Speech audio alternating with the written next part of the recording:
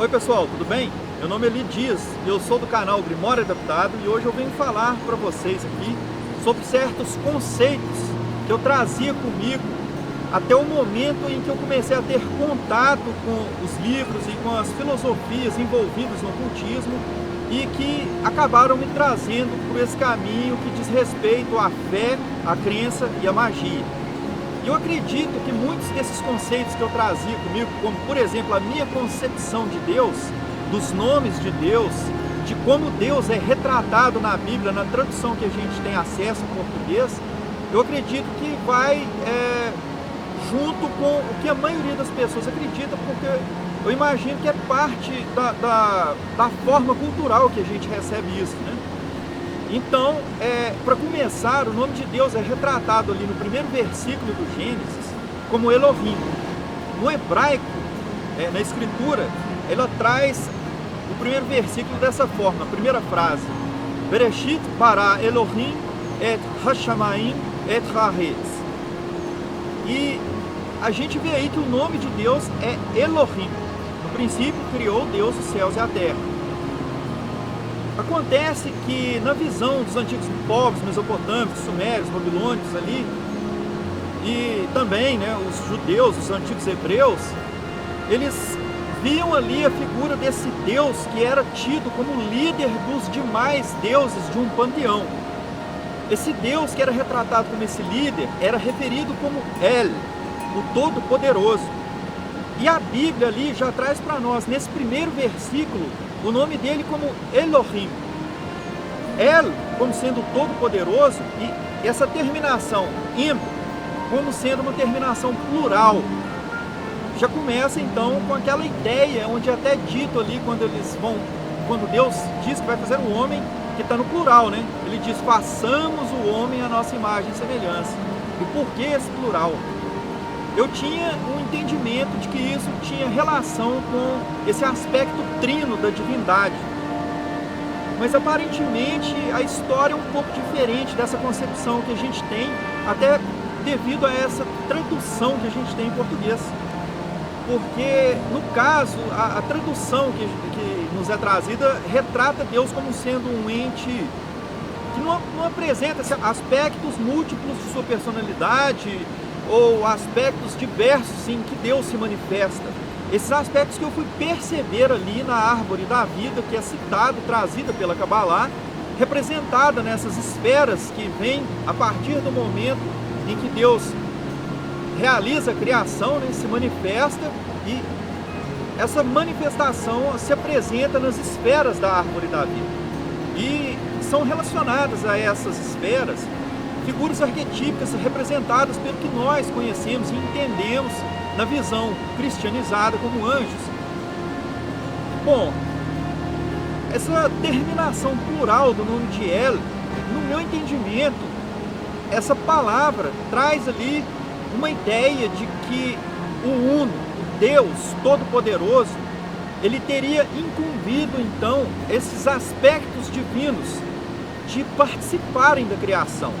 Esse é o meu entendimento, porque retrata esse poder da criação ali nas mãos do Deus único, no plural.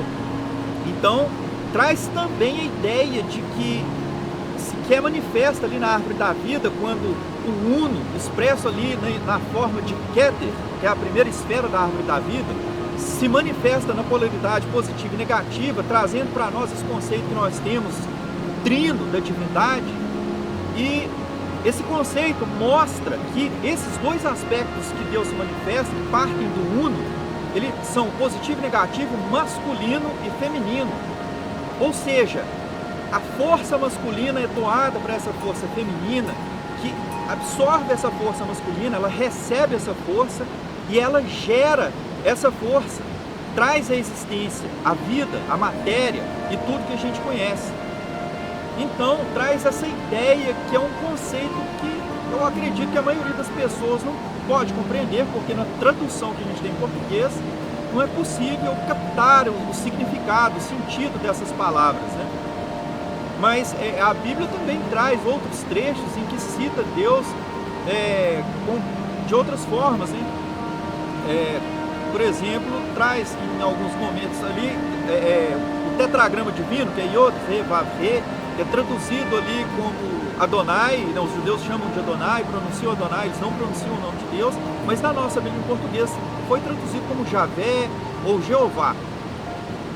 Independente da forma como nós recebemos isso, né, na nossa tradução, obviamente isso não tira o mérito da Escritura, que é o poder de Deus que atua mediante a fé daquele que lê, daquele que absorve essas palavras, daquele que adere em seu ser, então, esse conhecimento como algo verdadeiro. Então Deus, eu acredito que está em uma esfera tão elevada, assim, tão além da nossa capacidade de compreensão, que a pessoa, no seu conceito mais simples, na sua forma mais simplória de compreender a divindade, de compreender o Criador, mesmo que seja apenas num único aspecto dele, ela vai ser ouvida, vai ser atendida por esse aspecto de amor do Criador, ele que concedeu a vida e que traz para nós essa ideia, então, de que uma vez que o homem, tendo recebido essa herança que fez com que ele caísse nesse estado de matéria que nos coloca num certo distanciamento da divindade, a divindade é essa que habita em nosso interior, mas que, de certa forma, é difícil para nós compreender, de alcançar essa percepção devido a esse limite que é imposto pela matéria. Deus, entretanto, ele é amoroso e permite de várias formas que, independente da compreensão do ser, nós possamos captar essa presença, possamos nos conectar com essa presença divina. Eu fico por aqui, pessoal. Na próxima eu trago mais alguns conceitos que eu acredito que meio que muda a cabeça da gente com relação a certas concepções, a certo entendimento da realidade que é retratado ali nas escrituras hebraicas originais, que de certa forma meio que são modificadas, né, quando passam para essa tradução do português.